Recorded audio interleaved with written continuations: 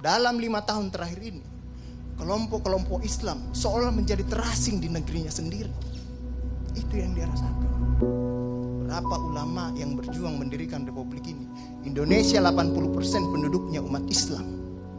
Tidak pernah meminta 80% hasil sumber daya alam yang dikuasai negara untuk umat Islam. Gak ada yang minta. Ada gak yang minta? 80% umat Islam penduduk Indonesia tidak pernah meminta 80% APBN untuk umat Islam.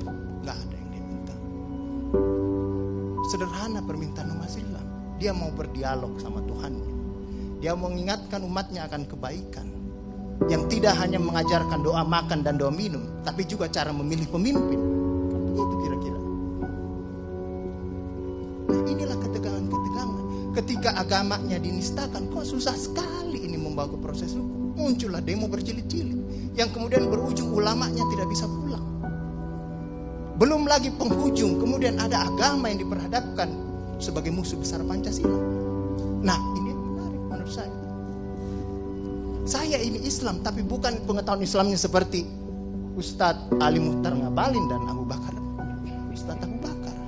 Tapi dengan segala awam saya terhadap Islam, ketika saya ditanya Pancasila itu di mana dalam kehidupan saya, maka saya akan mengatakan bahwa ketika saya lahir, orang tua saya itu membisikkan Pancasila di telinga saya.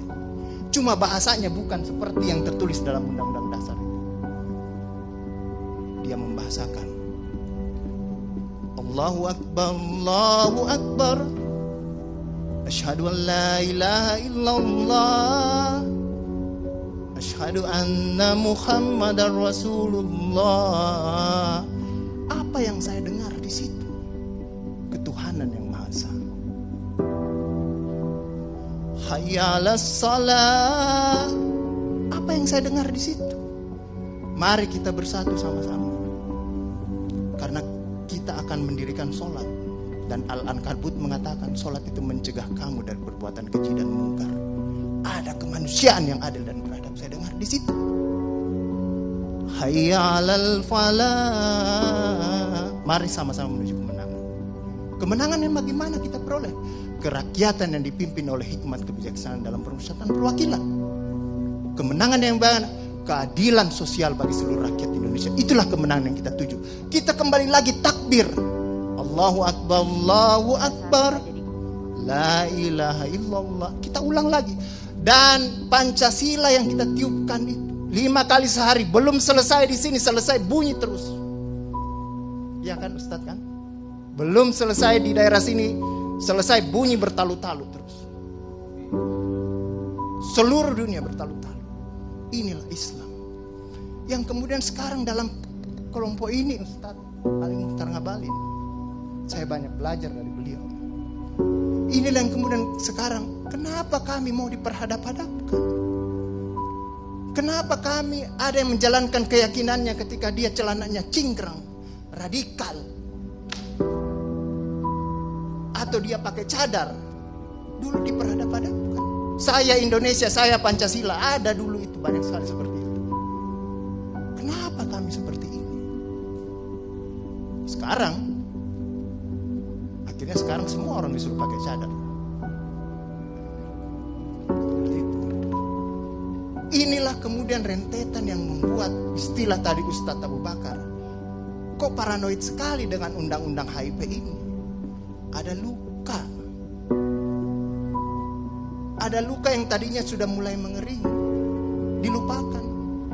Tapi tiba-tiba ini kemudian dikhawatirkan, jangan sampai Pancasila ini mau dipakai sebagai instrumen untuk membibirkan kelompok Islam dan republik ini.